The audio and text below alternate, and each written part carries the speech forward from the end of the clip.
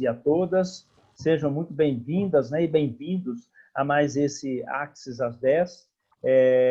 Desde o início da pandemia, no mês de março, nós iniciamos inicialmente às terças e quintas, de julho para cá, às quintas-feiras, ou de agosto para cá, às quintas-feiras, essa sessão de uma hora, cerca de uma hora, discutindo, né, com o público, com o nosso público, temas relevantes aí, não só temas assim mais diretamente ligados à pandemia, vários temas aí que nós já tratamos nas áreas administrativas, financeiras, gestão de pessoas, aspectos mais ligados à saúde, questões psicológicas aí ligadas à pandemia, ou seja, uma série de eventos para discutir pontos relevantes aí. Já tendo aí 6 meses, né, mais ou menos, de quarentena, nós estamos trazendo também outros pontos relevantes e é onde entra a nossa live de hoje, esse encontro técnico virtual, cujo tema é LGPD, ou seja, Lei Geral de Proteção de Dados, que é uma lei que já existe na Europa desde 2018, já efetiva lá desde 2018, mas que no Brasil está um pouco atrasado, inclusive, por conta da própria pandemia também, houve um atraso.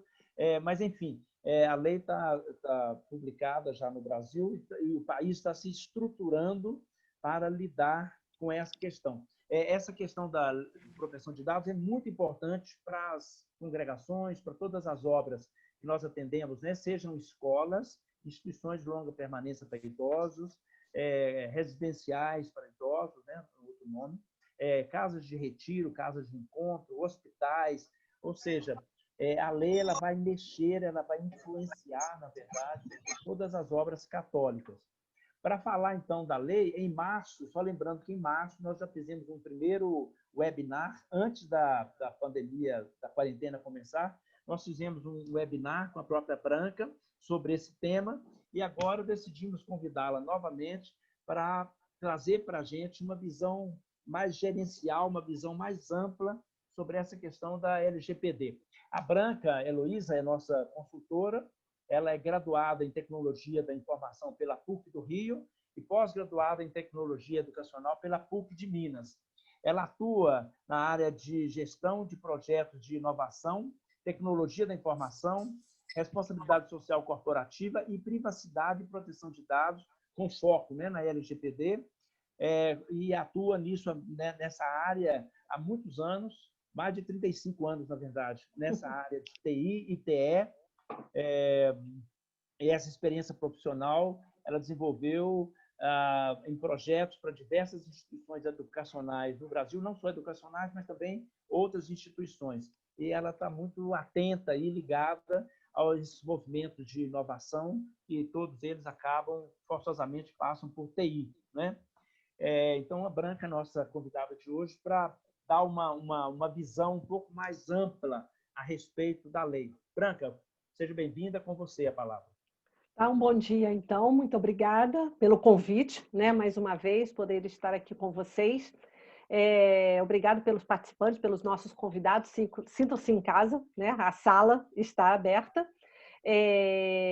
Tenho uma área de perguntas de chat. Na medida que eu for falando e for criando alguns questionamentos, vocês fiquem à vontade. Depois nós vamos ter um tempinho para estar respondendo. Na medida do possível, eu tentarei abordar todas as dúvidas e, caso não dê tempo, eu me comprometo depois de estar pegando e fazendo uma síntese.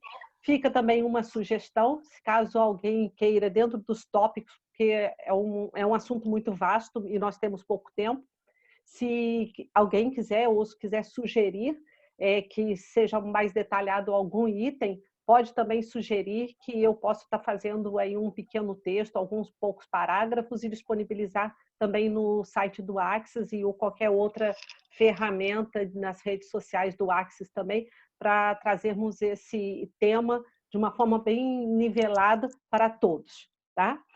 Conforme o Sebastião comentou, apesar de nós estarmos falando sobre uma lei geral de proteção de dados, é muito importante, e aí vocês até podem perceber por conta do meu currículo, né, por que uma pessoa que não é da área de direito está trabalhando, está falando sobre isso, e é pela interdisciplinaridade dessa lei.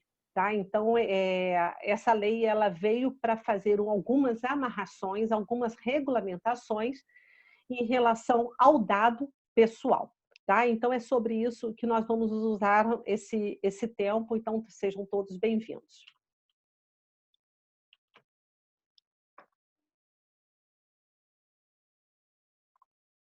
Só um momentinho aqui, por favor.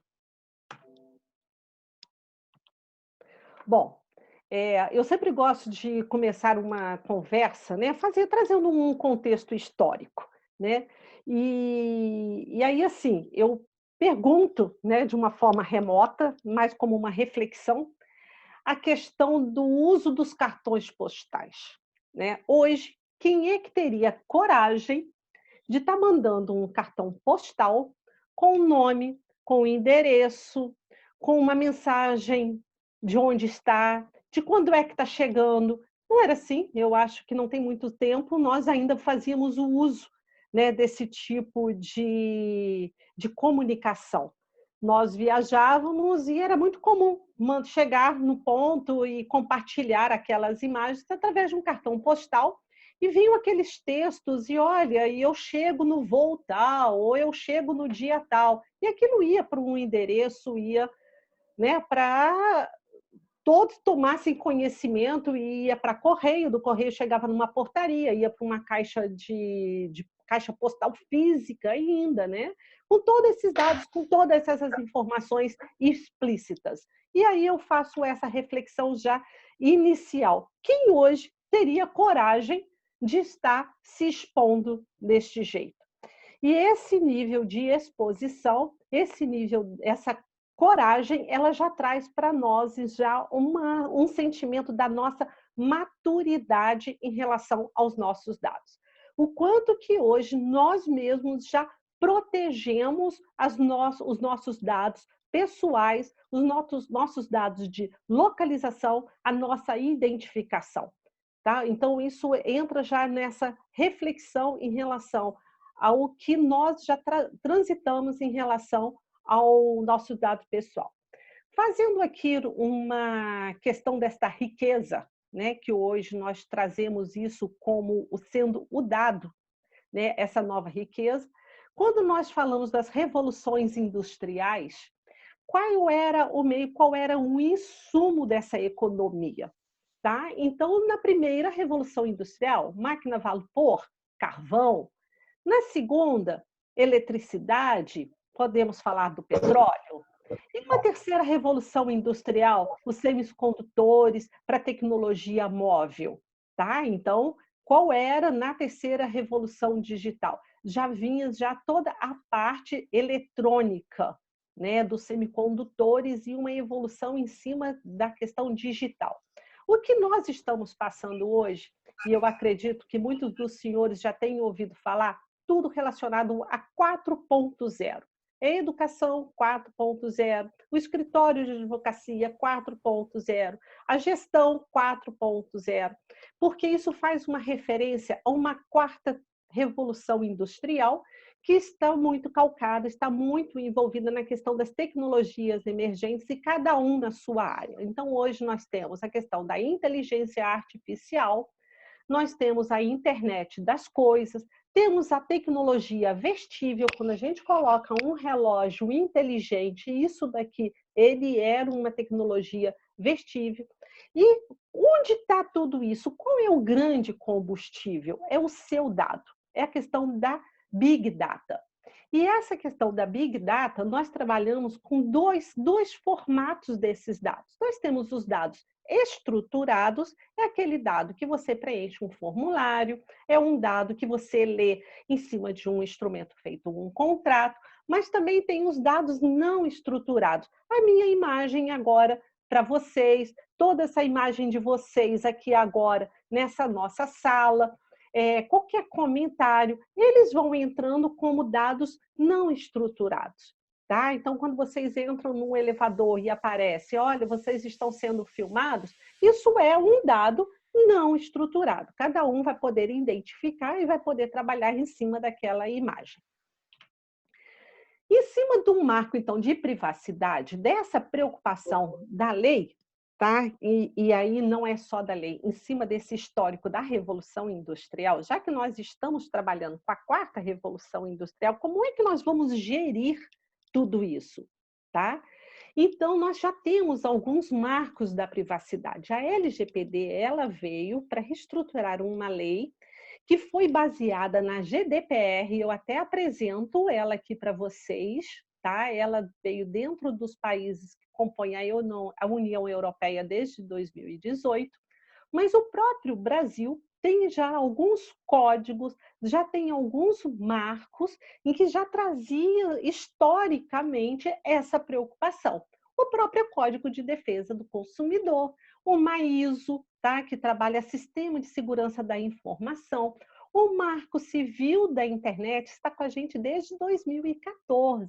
Então, assim, é importante, tá? Nós vemos que isso não é tanta novidade assim. Só que, à medida que nós estamos utilizando e temos a base cada vez maior em cima do dado, essa lei, então, ela passou a ser importante mais uma vez, sabendo que ela é uma lei multidisciplinar, ela é uma lei, por ser lei, ela está dentro do jurídico, porém, ela é muito atenta não só ao consumidor, como também às instituições e como tudo isso é trabalhado. E aí é o processo de gestão desse dado e o processo de como isso é vinculado e veiculado dentro de uma organização. Conceitos que eu gostaria de estar trazendo para vocês aqui, para quando nós falarmos de LGPD. Nós vamos falar sempre de dados pessoais sensíveis e um dado anonimizado, assim como agentes de tratamento. Então, eu tenho quais são os dados pessoais? Nós temos dados pessoais cadastrais, tá? Então, há o nome, Branca Heloísa, tá? E de documentação, CPF, tá? E financeiro, conta bancária, agência, conta corrente, né? Toda a minha operação financeira. Localização, eu posso ter a minha localização da onde eu estou naquele momento, como eu também tenho as minhas localizações virtuais. Então, hoje eu tenho o meu endereço, eu tenho um CEP, mas eu também tenho uma localização virtual. Eu estou aqui agora diante de um IP, né? Um protocolo onde essa minha informação vocês conseguem chegar aonde eu estiver digitando e eu colocar na rede através da minha localização virtual e até mesmo os GPS, tá? E temos também alguns dados pessoais relacionados à formação, como o Sebastião me apresentou, olha, ela é graduada, ela é pós-graduada, ela se especializou, tá? Isso são dados pessoais que identificam aquela pessoa. Mas, atentas, nós temos que estar aos dados pessoais sensíveis. São relacionados à saúde, às manifestações políticas, cor, religião, filiação sindical. O que são esses dados sensíveis? São dados que, infelizmente, são muito utilizados para qualquer tipo de discriminação. Então, por exemplo, uma pessoa que já chega a uma determinada idade, esse dado pode passar a ser, inclusive, um dado sensível, porque ele pode ser discriminado, por exemplo, de um mercado de trabalho. Tá? Pela saúde, uma pessoa que é portadora de uma determinada deficiência, né? Uma pessoa com uma deficiência, infelizmente, ela pode ser discriminada de uma determinada função. Então, são dados pessoais sensíveis em que, quando a instituição ou quando qualquer outra pessoa fizer a coleta, tem que estar atenta como vai ser utilizado. E o dado anonimizado? O dado anonimizado ele é muito utilizado na saúde, tá? E aí eu não sei se vocês conseguem associar isso. Por exemplo, quando nós vamos fazer um exame de sangue, eles pegam, né, aqueles tubinhos, eles colocam uma etiqueta. Quando eu entro num laboratório, eu passo a ser reconhecida como um código. É um código de barra. Então, eu faço o exame de sangue e eles leem com a leitura o código de barra e aquilo ali passa a ser a Branca Heloísa. Porém, é anonimizado. Ele está codificado e, às vezes, até criptografado, dependendo da movimentação desse dado. Agente de tratamento. É importante nós distinguirmos agora o que vai ser um controlador e o que vai ser um operador. Pessoal, vocês que são de uma instituição, vocês são controladores na hora que vocês capturam esse dado. E vocês são os responsáveis pelas decisões que vocês vão fazer em relação a esse tratamento do dado. E o operador é aquele que vocês vão entregar para fazer o tratamento do dado. Por exemplo, uma instituição de ensino contrata uma plataforma educacional.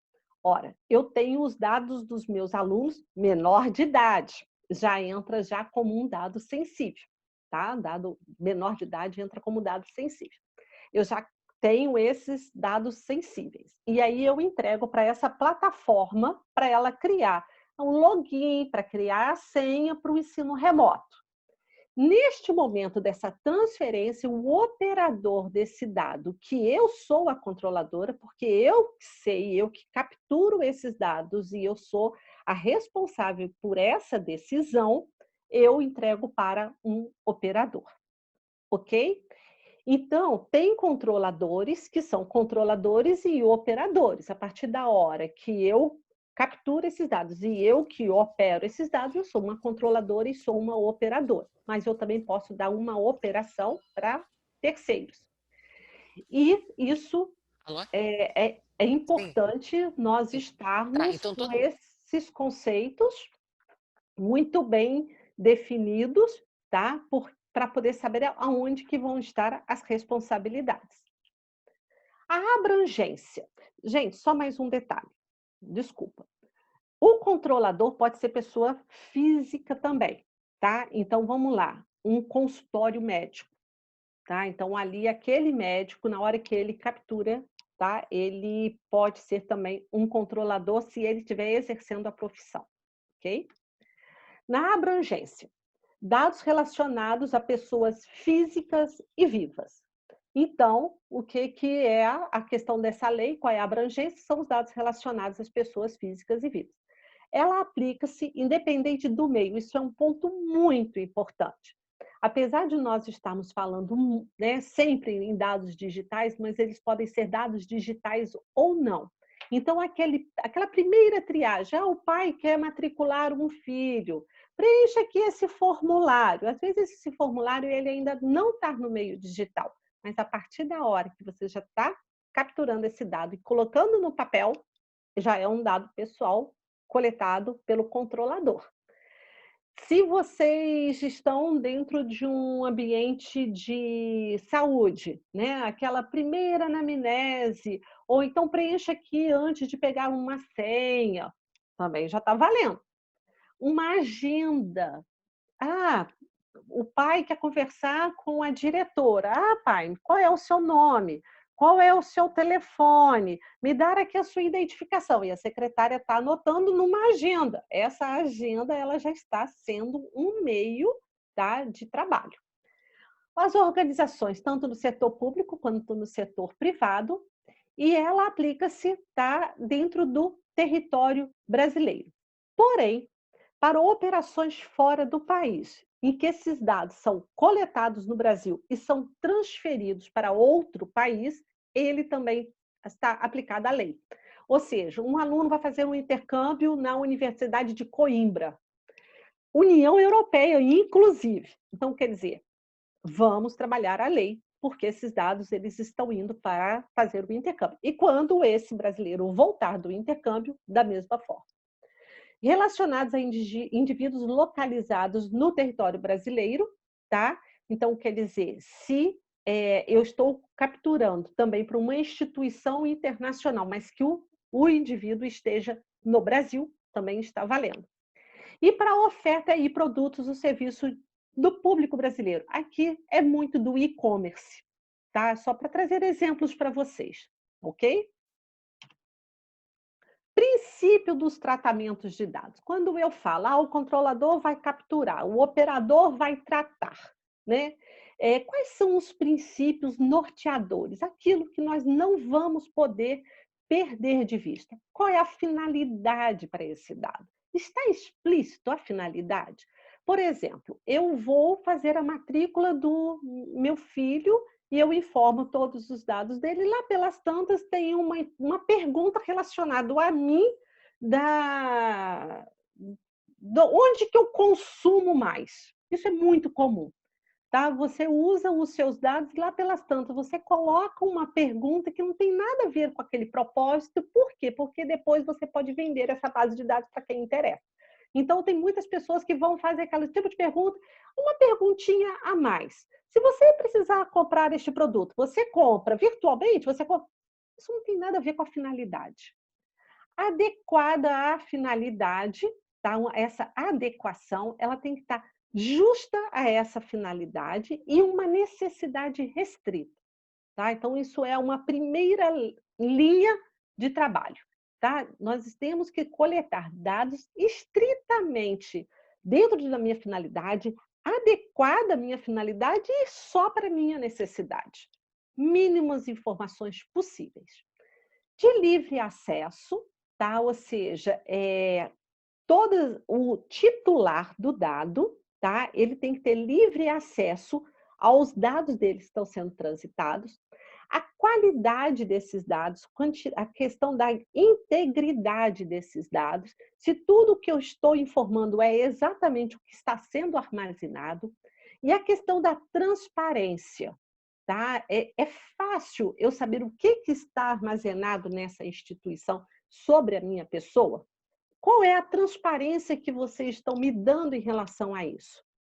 A questão da segurança, tá? Que são as questões de boas práticas, a proteção de dados, aí entram já medidas técnicas e administrativas para que não haja invasão de uma base de dados. Isso tudo está relacionado à segurança. A questão da prevenção, tá? Que são adoções às medidas para prevenir alguns danos, já é alguma coisa mitigada a risco, tá? Então, eu já estou prevendo. Trabalhar esse dado de uma forma que não sirva para discriminação, tá? E a responsabilização e prestação de contas. Eu sou o controlador, eu sou o operador e eu tenho que prestar conta desse dado coletado. Hipóteses legais, eu não vou ler todas aqui para vocês, pessoal, até para não ficar muito cansativo, mas tem algumas hipóteses legais. Não vamos enxergar essa Lei Geral de Proteção de Dados como um lobo mau, não, que é muito antes, pelo contrário. Eu até prefiro uma instituição estar amparada, estar em conformidade à LGPD, tá, do que solta e poder ser questionada a qualquer momento. E por isso que eu falo, assim, o fato de nós termos as hipóteses legais para as instituições, isso passa a ser muito interessante. Primeiro, porque nós temos a possibilidade do consentimento do titular. Então, toda hora que o pai for fazer uma matrícula ou um paciente der a entrada no hospital e ele preencheu os seus dados e ele der o consentimento de que esses dados eles estão sendo utilizados para uma questão de um cumprimento legal ou de uma situação regulatória, quando ele tem essa transparência e ele dá o consentimento, isso já me garante, eu sinto tranquilo, tá? Eu posso estar fazendo uma hipótese legal baseado ao exercício regular de um processo judicial ou administrativo, para um contrato ou procedimento de contratos preliminares. Eu posso estar utilizando esse dado para uma organização de pesquisa, tá? Eu posso estar fazendo para uma tutela da saúde, proteção de crédito, e o mais importante é que eu posso estar dando a hipótese legal a este dado para o atendimento do meu interesse legítimo. Ora, como é que eu sou uma escola e não vou capturar dado do menor, do meu aluno e do responsável financeiro? Isso já existe uma hipótese legal, isso já protege a instituição. Por quê? Eu estou indo para a nona hipótese, atendimento dos meus interesses legítimos, do controlador e de terceiro. Se forem dados, inclusive, que eu tiver que informar ao Ministério da Educação ou da Saúde, eu estou aqui regulada, tá? Também indo pela segunda hipótese, tá? Então, é importante nós sabermos que a instituição ela tem que se adequar a essas hipóteses. Se esse dado não estiver adequado a uma dessas hipóteses, vem a pergunta, então, para que você tem esse dado? Tá? Direitos dos titulares, tá? Então, eu coloquei agora o que pode estar amparando as instituições, mas eu também tenho os direitos aos titulares. Eu que sou a dona desse dado, eu tenho direito ao acesso, tá? E eu posso exigir que esse dado, por um determinado prazo, um determinado tempo, ele seja eliminado, desde que aquela hipótese, por exemplo, a Receita Federal exige que as instituições mantenham os dados dos seus funcionários por 30 anos, tá? Ou por conta de imposto de renda, ou por conta de algum acordo judicial, aquele dado. Então, se o titular pede a eliminação, a instituição está amparada. Assim, eu não posso eliminar o seu dado agora, tá? Mas isso entra na outra questão da transparência. Eu posso pegar uma correção dos meus dados que estejam incompletos, ou inexatos, ou desatualizados, mudei de interesse. Isso é um direito do titular chegar e pedir uma alteração. Portabilidade. Um aluno que esteja matriculado numa determinada escola e o pai foi transferido, ou ele saiu dessa escola, ou o contrário, vamos ser mais otimistas, as nossas instituições estão recebendo os alunos novos. Tá? Esses dados, eles podem ter a portabilidade. Essa portabilidade, há muito tempo, nós já estamos trabalhando um pouco com isso na questão dos pontos de fidelidade. Não sei se vocês estão lembrados, se vocês estão acostumados com a questão do ponto da fidelidade de voo, né? Uma companhia aérea joga aquilo para o seu cartão, ou então você usa o seu cartão e pode usar para voar, ou pode usar para um hotel, né? Então, isso é a questão da portabilidade. O tratamento, tá? Ele tem que ser exclusivamente com... Um dado que ele for tratado exclusivamente numa decisão automatizada, ele pode ser revista pelo titular. Score, por exemplo. Tá? Eu sou hoje, pelo meu dado, eu tenho um score prata de uma determinada instituição. Isso é por onde? Onde que se calcula esse score? Tá? Um plano de saúde. Essa daqui é cliente 5 estrelas. Por que que eu sou cliente 5 estrelas? É porque tem um robozinho que, por um determinado conjunto de parâmetros, me traz essa categorização. Eu posso questionar. Da onde que vocês tiraram isso? Tá? Verificado o descumprimento de disposição da LGPD, o titular de dados também poderá opor ao seu tratamento de dados, se realizado com base de hipótese que dispensa esse consentimento. É aquilo que eu falei. Se um titular enxergar que aquele dado que está sendo fornecido não se enquadra em nenhuma daquelas hipóteses, ele pode apontar que está sendo descumprida a lei. E o titular de dados também poderá revogar o consentimento dado anteriormente para o tratamento dos seus dados pessoais. Eu posso estar pedindo ao pai para que preencha aquele formulário, e aquele formulário ele vai ter validade durante a vida histórica, acadêmica do seu filho. Ele pode estar revogando esse consentimento a qualquer momento. Ok? Tudo bem por aqui? Vamos usar o chat, tá? Em qualquer dúvida que vocês tenham, depois a gente tenta fazer uma interação. A obrigação do controlador, então, é provar que esses consentimentos foram obtidos. Eles têm que manter o registro dessas operações do tratamento de dados. E agora eu vou falar no terceiro item, uma figura chamada Autoridade Nacional de Proteção de Dados. Essa instituição do controlador, ele elabora esses relatórios de impacto da proteção de dados para essa autoridade. Mais à frente eu vou falar um pouquinho mais sobre ela. Informar ao titular também, caso haja alguma alteração na finalidade para essa coleta de dados. Então, quer dizer, se eu estou coletando dado para fazer a matrícula deste aluno, e lá pelas tantas eu estou passando esses dados do aluno para um outro operador, que no caso possa ser uma plataforma educacional, o controlador tem que informar a família, ao responsável daquele menor, que por uma medida de decisão educacional, o seu filho vai ser também reconhecido pela plataforma educacional, porque os seus dados dele estão sendo passados, tá? Então, é importante essa comunicação. É a questão da transparência e a boa-fé, pessoal. Responder solidariamente em conjunto com o operador se causar terceiros danos. Ou seja, se o operador dessa plataforma educacional que eu estou comentando agora, tá? Ou um laboratório de análise clínica, que vocês estão passando esses dados, se tiver a violação nesse operador, o controlador ele é solidário, ele responde, tá, à violação da lei, caso haja alguma interferência na base do operador. Vamos falar um pouco da autoridade nacional. Eu tenho um pouquinho de preocupação com o tempo, porque é um tema amplo, então qualquer coisa, se eu tiver faltando alguns minutos, por favor, mediador Sebastião, você me sinaliza. Branca, você tem 10 minutos ainda, tá? Ah, tá ótimo, obrigado, porque é motivante, é muita coisa e eu tenho medo de extrapolar aí até o prazo e o tempo. Autoridade Nacional, então, de Proteção de Dados. Gente, isso é o que veio para mostrar que essa lei ela é muito mais do que uma lei. Ela foge até um pouco do escopo jurídico quando é criado uma Autoridade Nacional de Proteção de Dados. Ela vai estar vinculada realmente à Administração Pública Federal e já está sendo constituída, já saiu no Diário Oficial, tá, essa autoridade, mas por que ela mostra que ela vai um pouco além dos muros jurídicos? Porque ela faz toda essa conciliação antes mesmo, tá, de entrar para um processo jurídico, a própria ANPD pode fazer as interferências. E ela pode também estar fiscalizando.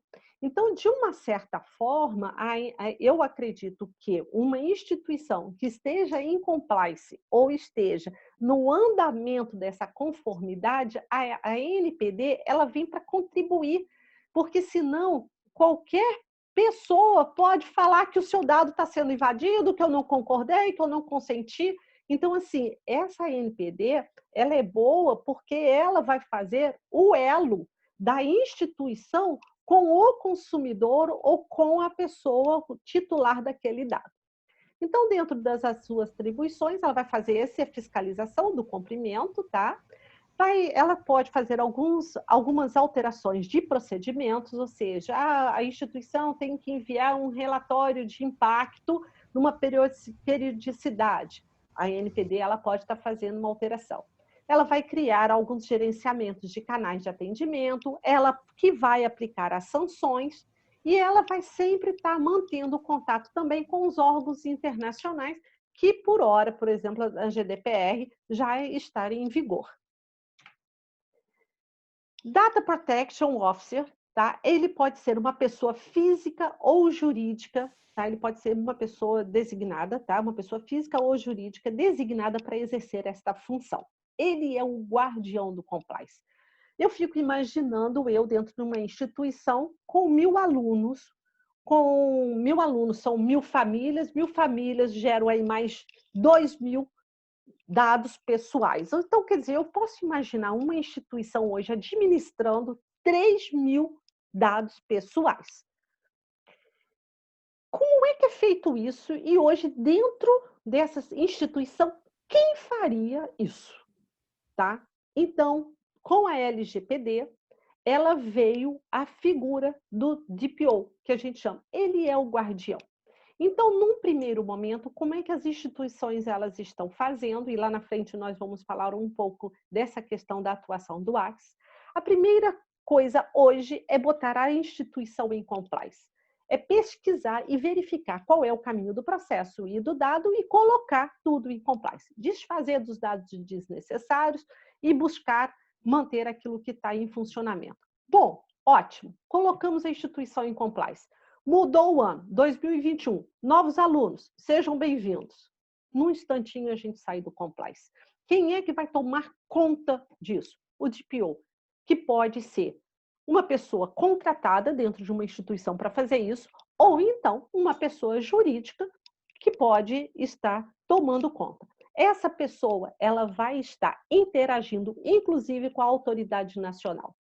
E numa autoridade nacional, quando ela percebe que existe essa figura do DPO, tanto como pessoa física quanto pessoa jurídica, isso já é o score, né? Isso já é ponto 80% do problema, porque mostra a intencionalidade dessa instituição em se manter compliance. Tá? Oi, Sebastião. O Branca, você está falando aí, só lembrei de uma coisa, que a gente encontra ainda muito em escolas, é importante, quem for de escola aí está prestando atenção nisso, há casos ainda, e nós encontramos isso recentemente, em escolas de médio porte, é que o backup dos dados, todos os dados da escola, eram feitos por um técnico de informática e ele tinha um pendrive com todos os dados, com dados de todos os alunos, com tudo, e que ele andava com esse pendrive para lá, para cá, levava para casa de vez em quando. Veja isso aí, à luz agora da LGPD. Que complicação para a escola que isso seria. Só para ilustrar. Você tem mais 5 minutos, tá, Branca? Tá bom, vamos acelerar em cima disso e vamos deixar aí esses pontos e vamos discutindo com matérias e vamos criando aí conteúdo em cima disso. As sanções, tá? Nós temos toda a sanção prevista, tá? Que são sanções administrativas.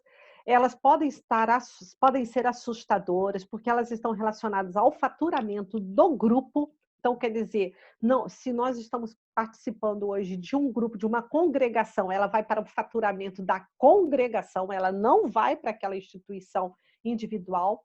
Ela é limitada a pequenos 50 milhões por infração. Tá? Então, quer dizer, uma infração. E aí, as sanções, ela tem que ter essa divulgação dessa infração, pode chegar ao bloqueio, e aí eu já passo a ficar até sem saber o que é melhor, pagar logo em dinheiro e ficar livre, ou se eu ter esses dados bloqueados, tá? E aí eu deixei por último o primeiro item. Pessoal, a questão da reputação. Por que o Axis, nós estamos trabalhando sobre este tema desde junho de 2019? Muito antes dessa lei estar em vigor, o Axis, tá? Nós estamos trabalhando. É por conta da reputação. Quem é que gostaria de ter no jornal falando que uma instituição está com os seus dados, todos eles abertos? Então, assim, isso destrói atualmente qualquer negócio. Hospitais, imagina no meio de uma pandemia, tá? Nós termos isso. Então, nós estamos construindo isso, nós estamos amadurecendo internamente, nós já estamos maduros o suficientes, acompanhando todo esse processo legal da LGPD, exatamente porque a gente sabe o que isso pode ocasionar em relação à reputação. Tá? Desafios, pessoal, nós temos prazo para isso. Nós temos que correr para fazer essas adequações. Nós temos que verificar quais são as pessoas e as responsabilidades. E um terceiro desafio é levar a cultura da privacidade para dentro das instituições.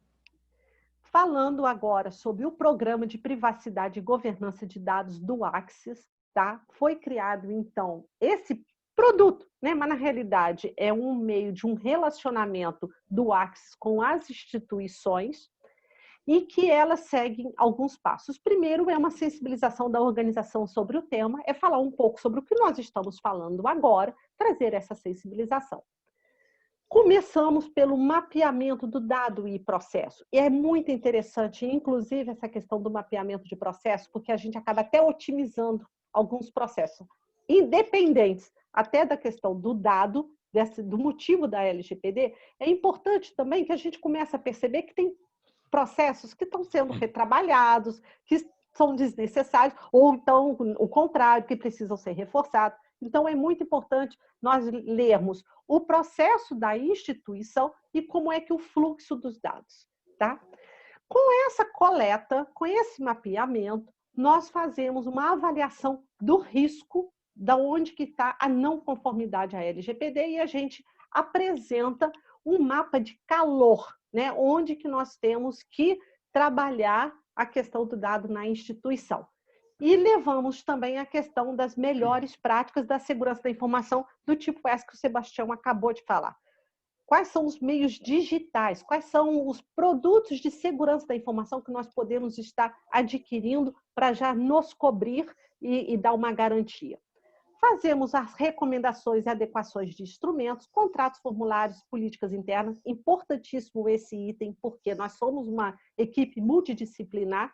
Nesse momento, o Axis ele tem uma equipe de advogados com a visão da área de direito para fazer as adequações e os enquadramentos de cláusulas, tá? Para que aqueles instrumentos estejam adequados. Na implementação, então, quer dizer, nós fizemos o mapeamento, fizemos os ajustes. E a continuidade? Como é que nós podemos garantir que essa instituição ela vai continuar em compliance? Ou seja, o Axis sai e aí, perde o compliance? Não.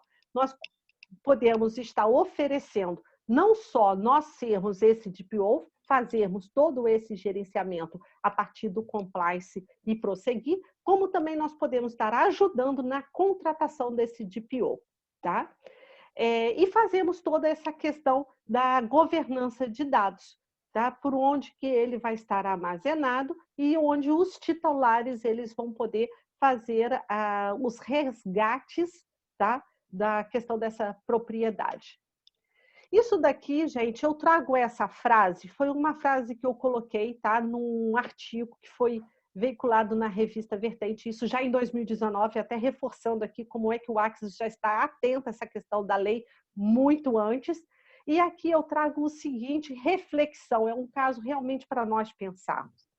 Ela tem aí apresentado todos os seus conceitos fundamentais, a sua importância para a sociedade, para instituições confessionais, como um instrumento favorável no momento de várias transformações que fomos vivendo, tanto nos trabalhos e nos nossos relacionamentos.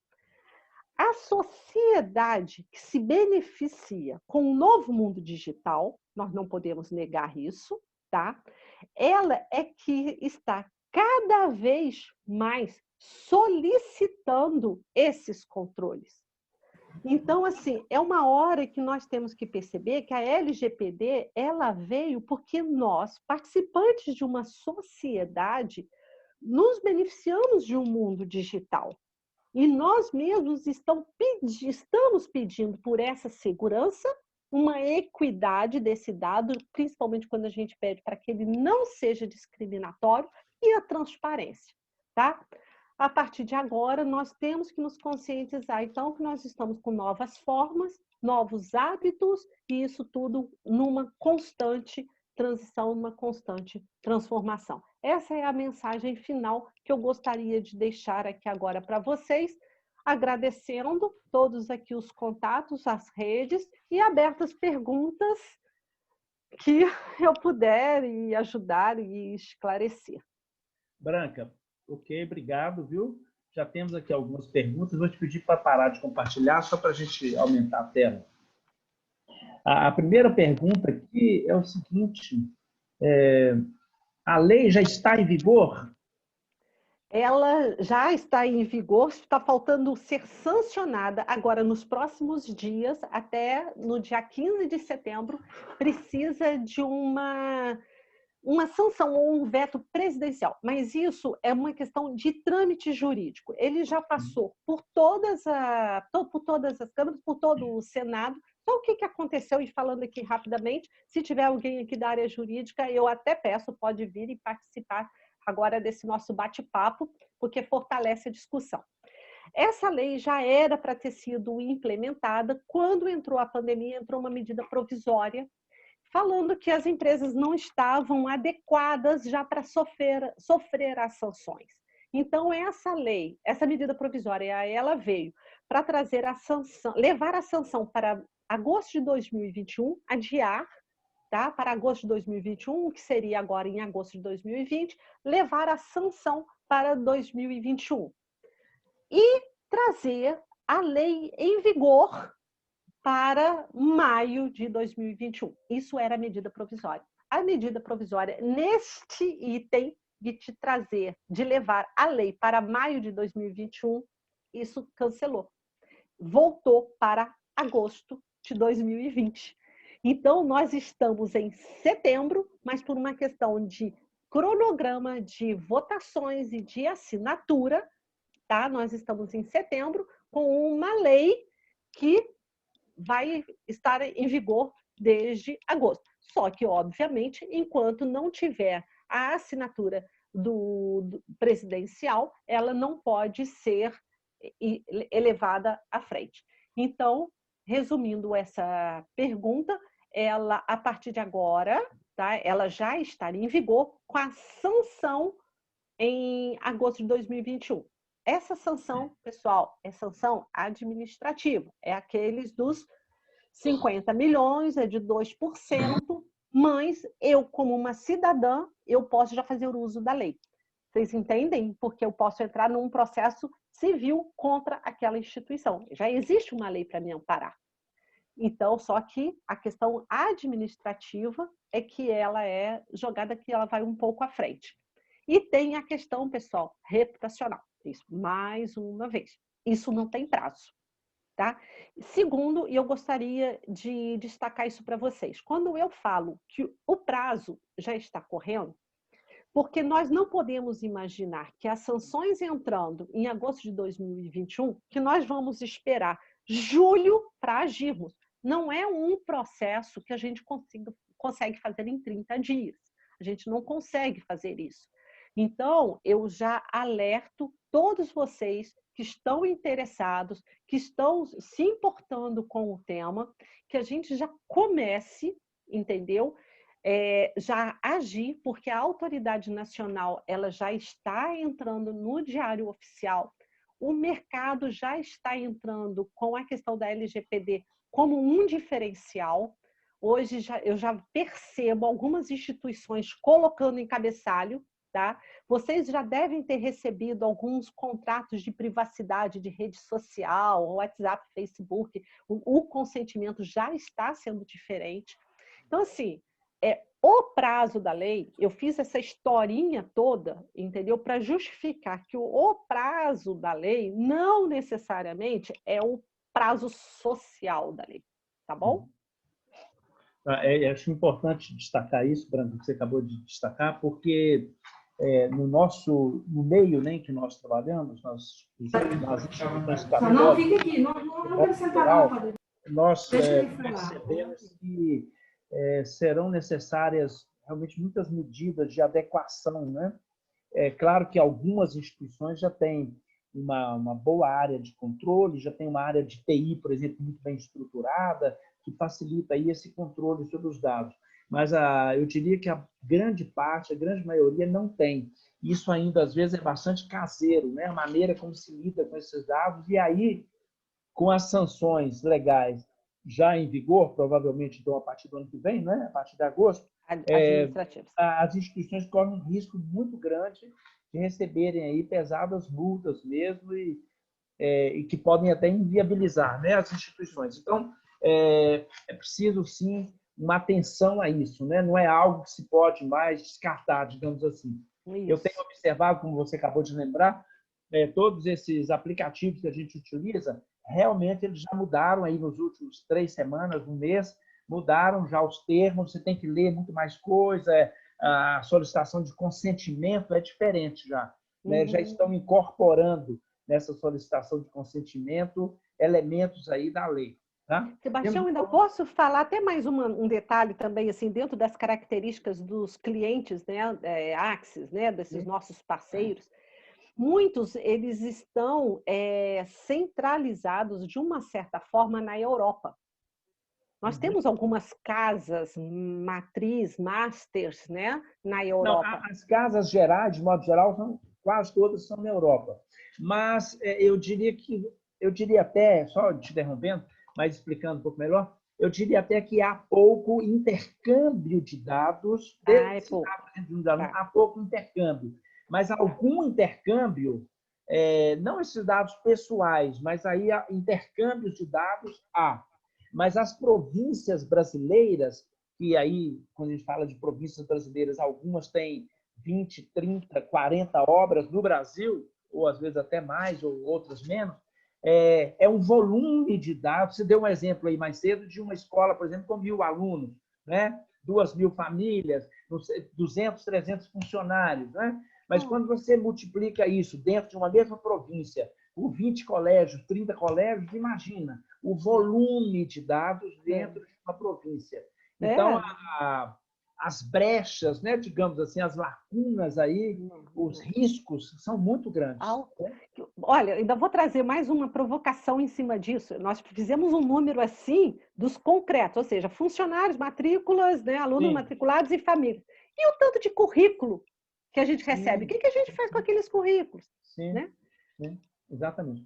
Tem uma observação aqui do Marcos, é um texto grande, vou ver se eu consigo ler. Na verdade, a informação sempre existiu em tudo, como a Branca mostrou, mostrando lá nos cartões postais, né? Mas já existia muito antes, evidentemente. Nos dias atuais, deparamos-nos com interrogações que precisam ser muito bem claras. Primeiro, a intencionalidade. Por que e qual o uso? Né? A primeira pergunta que a instituição vai ter que se fazer é isso. Por que eu estou pedindo? Onde que eu vou utilizar isso? E dois, ética, né? Confidencialidade da informação. Três, acessibilidade, as mídias, as facilidades, né, para se acessar isso. Quatro, dado, informação, que são os maiores ativos, né? Ele está dizendo, penso que as instituições devam ter um olhar muito sério e restritivo quanto aos dados e aplicação da LGPD. É o que a lei está exatamente pedindo. A governança é um grande passo para restaurar e garantir a segurança geral. Hoje a gente fala em governança de modo geral, né? Mais ampla, e governança de dados também, né, gente? O Axis trabalha com essas duas facetas aí da governança, né? Aí o Marcos continua. É preciso uma mudança de olhar e um novo foco, né? São bases prementes para sobreviver, para a instituição sobreviver. O tema é muito amplo e pede até mesmo um fórum sobre a LGPD. Ótimo. Muito obrigada pelas interferências. Muito boa a síntese. Continua. Né? Não adianta ter ferramentas e sistemas, embora sejam essenciais, mas fica sempre a dúvida. Quem? Sempre teremos o ser humano com o poder de garantir ou não a segurança. Não seria ideal ter, doravante, no contrato de trabalho, a assinatura de termo de confidencialidade? Sim. É aplicável? A pergunta dele, Branca. Sim, sim. Inclusive, agora, na hora que você estava até lendo, apareceu até uma outra pergunta aqui em relação ao DPO. Depois eu até gostaria de voltar. Fazer depois. Ótimo, ótimo. Sim, o que hoje aí nós vamos estar trazendo, na hora que nós fizemos todo esse mapeamento do fluxo do dado, ou seja, a partir da hora que ele entra, tá, na instituição, onde ele é armazenado, como é que ele é acessado, aquele armário de ferro com a chave, aquela chave fica com a diretora, mas aí o pessoal do terceirizado que faz a faxina abre aquele armário para limpar. Ou seja, a nossa visão é exatamente essa. Tanto o dado digital quanto o dado em pasta, né? O que a gente chama aí do dado não digital. Quando isso tudo acontece e a gente percebe os contratos, a gente convida, aí que está uma discussão, tá, com o pessoal da área jurídica para reformular e colocar, inclusive, essas cláusulas. Esses contratos, não só com a questão eu controladora, com os dados pessoais que eu utilizo, como os meus contratos com os meus prestadores de serviço. Aí vocês também podem me voltar a pergunta, tá bom, Branca, e se o prestador de serviço não quiser assinar essa cláusula? So sorry, sinto muito. Eu vou buscar, então, o seu concorrente. Porque hoje eu só vou trabalhar se você assinar este contrato de terceirização, se comprometendo da questão do que você está vendo aqui vai ser esquecido aqui. Simples assim. Agora, quem vai orientar, quem vai estar conosco numa hora dessa visão contratual, de preenchimento de formulário, cláusulas adicionais, nada em letrinha pequena, nada em asterisco. Vou dar um exemplo para vocês. Outro dia eu fui me inscrever num congresso top, pessoal. Lá pelas tantas, me pediram a minha data de nascimento. Vocês sabem que eu fiquei intrigada. Por que a minha data de nascimento fazia parte de uma inscrição de congresso? Ora, então, assim, são coisas que, se de repente tivesse ali uma cláusula, dito, participante, é importante você falar a sua... porque depois vai ser gerada uma pesquisa de interesse.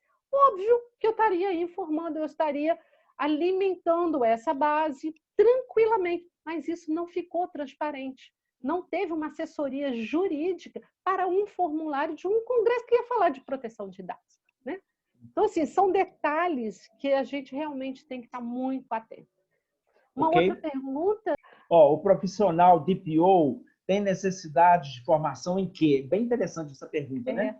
Pode ser alguém da TI? A função deve ser exclusiva? De trás para frente, função exclusiva, tá? Função exclusiva. Eu prefiro uma característica de um DPO transversal. Por quê? Porque a área de TI é uma área que vai ser checada a todo momento.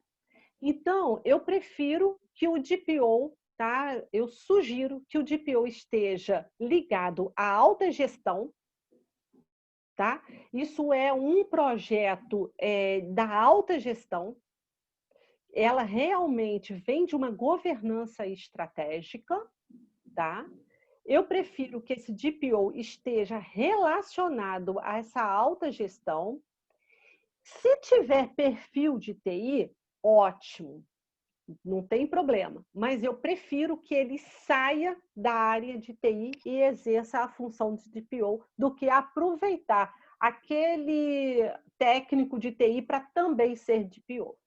Tá, Branca, ok, mas a lei ou a NPD, por enquanto, elas não especificam isso, não, né? Isso é a sua compreensão. Ou a lei ou a NPD já define, digamos assim, a formação desse DPO. Não, a lei ela não define, já é uma tendência. Já tem algumas instituições, inclusive, que já estão certificando uma nova profissão, que é o do DPO. Tá? Então, como a lei ela não tem essas atribuições específicas tecnicamente falando, tá? Cabe as nossas orientações para uma melhor adequação a este profissional dentro das instituições. Só para fazer o paralelo, o ano passado eu fiz um curso em Lisboa sobre governança e esse assunto, né, lá não é LGPD, é RGPD, né? Foi tratado lá também no curso e essa figura de DPO lá na Europa, pelo menos em Portugal, mas na União Europeia igual, realmente não é uma formação ainda específica. Estão pegando pessoas de áreas diferentes com uma visão transversal, como Isso. Você falou. Antes só de passarmos para outra pergunta, quero só ver se eu acho aqui, compartilhar com vocês. Não estou achando agora aqui. Na semana que vem, só um minutinho que eu vou achar. Na semana que vem, nós estamos fazendo o lançamento para o Norte e para o Nordeste do livro Perda de Alunos nas Escolas Católicas. É um livro que nós estamos lançando, o Axis está lançando, a partir de agora, agosto, setembro, e estamos fazendo uma roda de conversa com alguns convidados religiosos e também não religiosos para discutirmos temas que o livro aborda. Tá? Então, só semana que vem, então, nesse Axis às 10, nesse horário, nós vamos estar, deixa eu mostrar aqui rapidinho, se eu conseguir, porque o computador está lento, mostrar aqui a peça de divulgação. Quem puder, então, estar presente. O livro ele discute uma série de questões realmente importantes aí, relevantes para as escolas católicas, né? Nós vamos ter na semana que vem a Zita Zepani, que é uma religiosa da Filha do Coração de Maria, o Padre Nivaldo, Marcelo Braciano, e o Márcio Moreira e o Adilson do Axis, e eu, nós vamos estar conversando, então, no dia 17, às 10 da manhã, nesse mesmo horário, sobre o livro Perda de Alunos nas Escolas Católicas. Bem, Branca, uma outra pergunta, exatamente está ligada aí a... Mas é importante para as instituições entenderem. Essa área, né, embora se chama Lei Geral de Proteção de Dados, não é uma área exclusiva, né, para a área jurídica, não é uma área só para advogados. Você falou isso, na verdade, que é interdisciplinar, é multidisciplinar, né? Você podia falar um pouquinho mais sobre isso? Por que é importante alguém, né, ou uma estrutura, digamos assim, mais transversal na instituição? Sebastião, inclusive, eu não comentei, não verbalizei, mas eu sempre trago essa pessoa, né, essa persona, né, com essa atribuição para este projeto e coisa tal, que sempre nós vamos precisar. É pessoal até da área de comunicação, quando a gente fala da cultura da proteção de dados na instituição.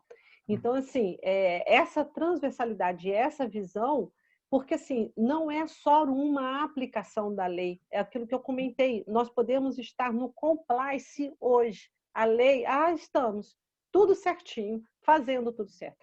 Uhum. Só que ela é orgânica. Sim. O processo dinâmico das instituições não permite que seja só na aplicação da lei. Ela tem que ter uma alteração comportamental, inclusive das pessoas. Ela tem toda uma otimização dos processos. O que nós verificamos de processos, às vezes, de retrabalho, esse exemplo que eu trouxe agora, de que um armário de ferro engavetado, com pastas suspensas, ficam ali guardados currículos de 10 anos atrás e a chave fica com uma responsável. Aí você pergunta, é só com a senhora que fica, ou só com o senhor que fica essa chave? Só comigo. Beleza. Quem faz a limpeza? Aos sábados vem uma empresa terceirizada e ela faz a limpeza. Então, quer dizer, você veja bem, existe toda uma lei, está aí, está em vigor, só que ela veio para regulamentar processos internos das instituições. Sim. Você está entendendo? Então, por isso que eu afirmo, entendeu? A importância dessa multidisciplinaridade. Precisamos, sim, dessa aplicação. Eu não me arriscaria eu refazer um contrato, eu não arriscaria eu colocar cláusulas, eu refazer formulários, não arriscaria isso, apesar de que com a experiência se acaba criando a boca torta do cachimbo, né? Mas não é o caso, nós precisamos de toda essa área, da área do direito para estar avaliando isso, mas precisamos também da área de comunicação para fazer cartilhas, para entrar no site, para poder estar fazendo a divulgação em relação a isso, para poder ampliar, levar a informação, naturalizar o tema, para também não achar que isso é aquele bicho de 7 cabeças, como precisamos também das pessoas da área de governança, como também da área de TI, que como é que a gente vai proteger um backup, vamos colocar em nuvem, aonde que é a tecnologia que me favorece atualmente, é em nuvem, eu posso estar transferindo essa responsabilidade para terceiros e eles terem os operadores e não... Ou seja, é aí que está a importância da área de TI, da área de direito, da área de governança em cima dos processos e dos dados, a área de comunicação, tá? Então, assim, daí é que vem toda essa questão da multidisciplinaridade. Isso, ou seja, é algo bem amplo. Bem, chegamos ao final aqui. Antes só de passar a palavra para a Branca agradecer, eu queria agradecer a todos, em nome do Axis, a todos e a todas pela participação. Estamos aí abertos para qualquer necessidade, qualquer demanda nessa área, é só entrar em contato conosco, através da área de comunicação ou através do nosso e-mail institucional. Obrigado a todos e a todas e até mais ver. Branca. Bom, eu agradeço mais uma vez, me coloco realmente à disposição. É um tema em que não só eu como uma profissional, tá? E toda aí junto com o Axis trabalhando, mas a cidadania, né? Nós somos cidadãos acima de tudo, nós fazemos parte de um contexto social e essa questão do dado, dessa proteção, eu acho que isso também é aplicado. Então, eu agradeço e realmente me coloco à disposição para aprofundarmos em cima deste tema. No que vocês precisarem, estou aí realmente nessa transparência, nessa amizade, nessa forma leve de ser do Axis, né? Obrigado, Branca, mais uma vez. Obrigado, gente. Até a próxima, se Deus quiser. Obrigada a todos vocês participantes.